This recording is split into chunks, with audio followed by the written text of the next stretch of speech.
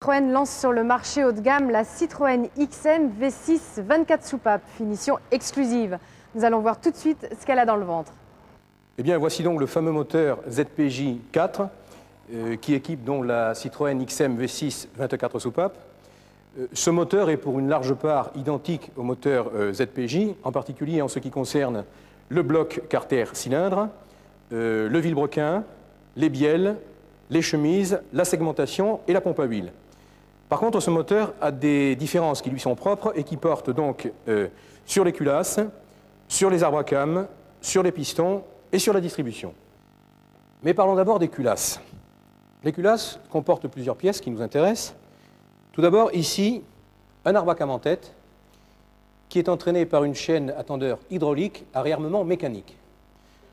Ensuite, de ce côté-ci, les soupapes qui sont actionnées par des poussoirs et des culbuteurs à rattrapage de jeu hydraulique.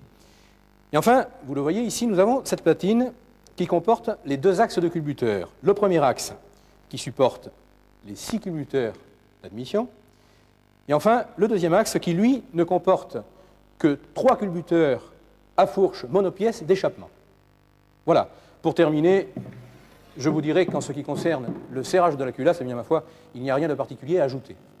Un petit mot sur le circuit de refroidissement qui, en fait, ne diffère du circuit de refroidissement du ZPJ avec option air conditionné que par le réchauffage des deux boîtiers papillons. Parlons un peu de l'échappement. Un collecteur en acier 6 en 1 avec rotule Metex pour chaque culasse, mais comme la ligne d'échappement des cylindres avant est plus longue, un petit catalyseur light-off permet le pré-traitement des gaz afin d'obtenir la même température dans les deux catalyseurs principaux. Car, en effet, à chaque culasse correspond un ensemble catalyseur sonde à oxygène. Enfin, sachez qu'en cas de réparation de la ligne arrière, on peut la fractionner ici, à ce niveau-là, avant le dernier pot. Le circuit d'air. L'admission d'air multisoupape permet de réaliser un remplissage performant à haut régime.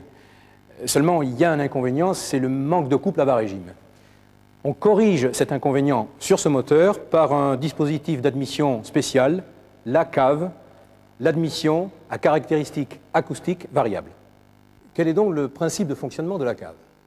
Tout d'abord, nous avons une tubulure qui distribue l'air aux différents cylindres et qui comporte donc 6 conduits, 3 de chaque côté, sur lesquels sont fixés des injecteurs. Voilà. Alors, au-dessus de cette tubulure se trouve le système proprement dit de la cave. Alors, comment ça marche? Cet ensemble ainsi formé comporte 2 volumes élémentaires, un ici et un ici, un par culasse. Et ces 2 volumes peuvent être mis en communication par 2 liaisons, une courte, qui est là-dessous, et une plus longue, ici. Et ces 2 liaisons sont équipées de volets, qu'on voit ici, un autre là-dessous, et ces volets sont eux-mêmes pilotés par calculateur. 3 cas de figure vont se présenter qui seront en fonction et du régime et de la charge du moteur. Alors, premier cas, couple maximum, c'est-à-dire jusqu'à 4000 tours minute, les 2 volumes vont fonctionner séparément, avec à leur entrée les 2 boîtiers papillons, dont l'ouverture est commandée simultanément par l'accélérateur.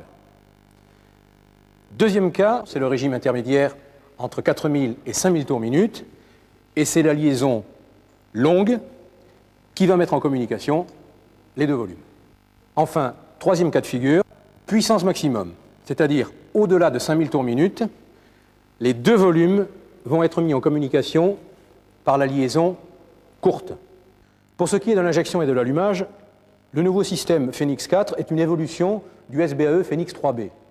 Ses fonctions supplémentaires, injection séquentielle d'essence cylindre par cylindre, capteur référence cylindre qui permet au calculateur de se caler sur le cycle d'allumage 1, 6, 3, 5, 2, 4, détection du cliquetis cylindre par cylindre, pilotage de la cave et enfin capacité accrue du système d'autodiagnostic puisqu'il propose 32 codes défauts au lieu de 21.